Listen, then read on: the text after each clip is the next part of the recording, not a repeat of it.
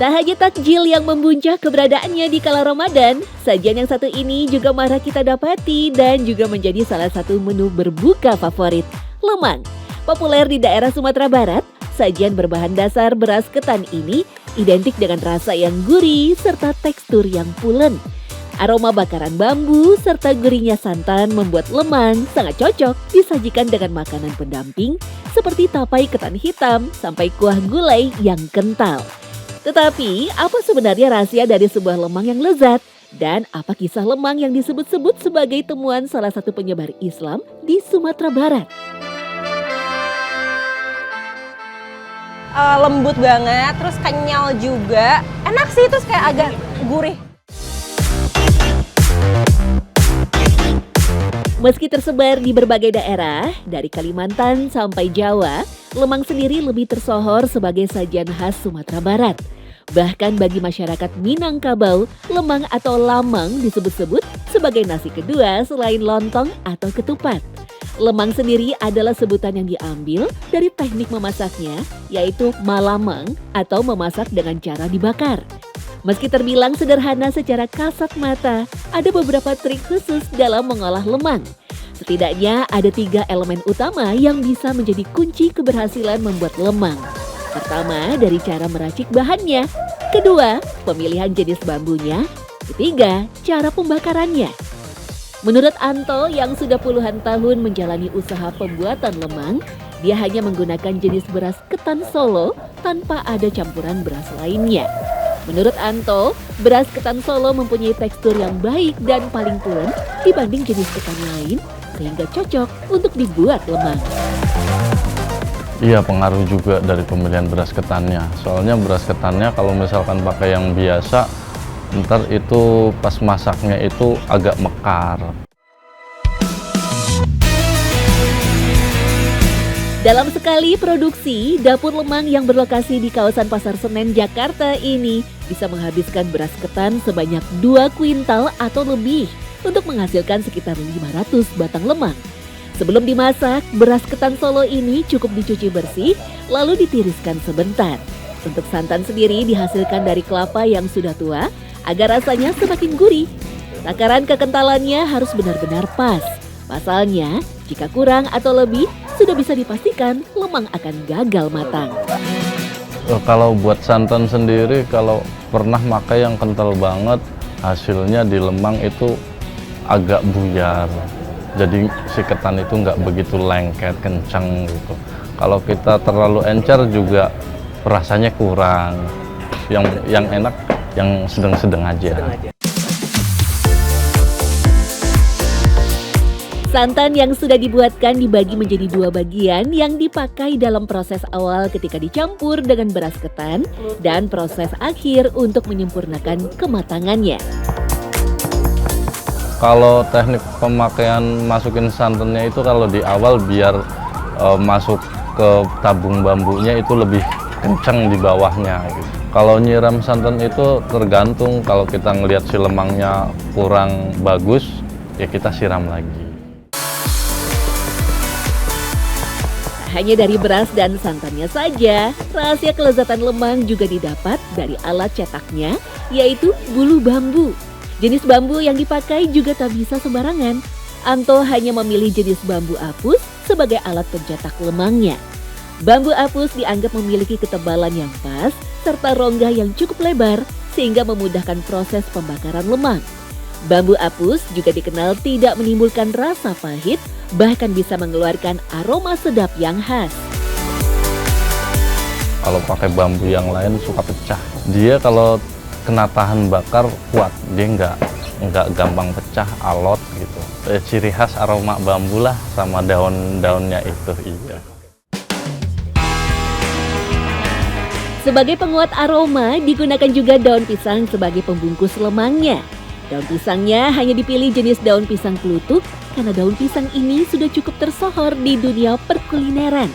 Tak hanya bisa memberi aroma sedap pada masakan saja, daun pisang klutuk juga dikenal dapat menjadi zat warna hijau alami yang sangat cantik jika menempel pada makanan. Dia punya tekstur alot, jadi pas kita mau memasukkan ke dalam bambu, tabung bambu itu nggak rusak, nggak sobek. Kalau fungsi buat daun tua sama daun muda, kalau buat di lemang, kalau daun tua sendiri kan ada di lapisan paling luar, itu biar nanti si daun muda jangan cepat kebakar. Dan daun muda itu sendiri 2 lapis itu biar pas kita penarikan lemangnya, ngeluarin lemang itu nggak patah.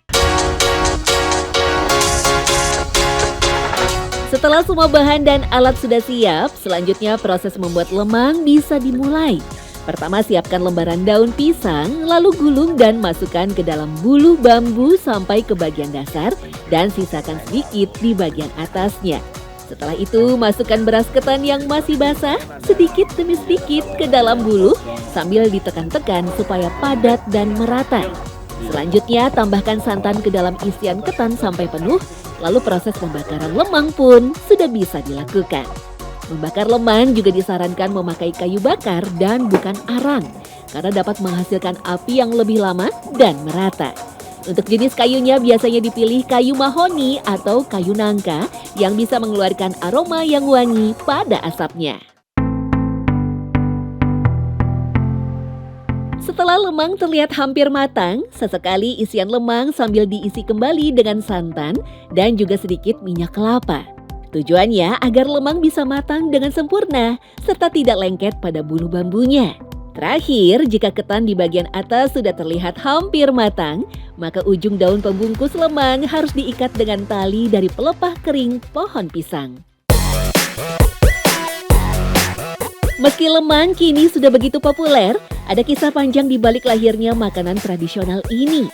Menurut catatan sejarah, konon lemang termasuk salah satu makanan tertua di Nusantara karena diperkirakan sudah ada sejak tahun 1300-an. Bahkan lemang diyakini sebagai makanan hasil kreasi dari seorang ulama Minang yang lebih memilih menggunakan bulu bambu sebagai tempat memasak makanan daripada wadah lainnya. Dulu tuh kisahnya ada Syekh Burhanuddin, ulama di Pariaman. Beliau itu untuk memastikan wadah masak itu adalah halal gitu, karena kan waktu itu zaman Islam belum masuk kan kita nggak tahu ya dimasak untuk apa wadah-wadahnya. Kemudian dipakailah si bambu. Tadinya pun itu isinya nasi, tapi ternyata masa tahannya nggak lama. Akhirnya digantilah menjadi si ketan. Lemang akhirnya terus berkembang dan dibuat secara massal, terutama di daerah tebing tinggi Sumatera Barat yang kini juga dijuluki sebagai Kota Lamang.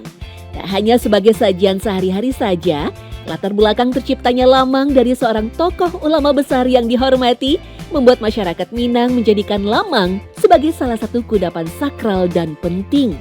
Sajian ini juga dianggap salah satu kudapan yang filosofis karena proses pembuatan yang lama dan membutuhkan kesabaran dianggap bisa mempresentasikan jalan kehidupan manusia yang panjang dan berliku. Bahkan makna filosofi yang agamis juga membuat masyarakat Minang menjadikan lemang sebagai salah satu hidangan yang wajib ada saat bulan Ramadan.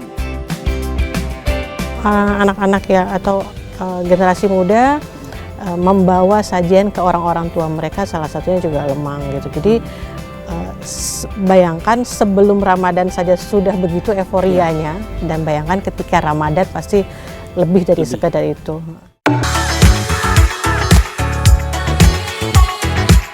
Seiring berkembangnya waktu dan zaman, berbagai kreasi lemang pun sudah banyak ditemukan.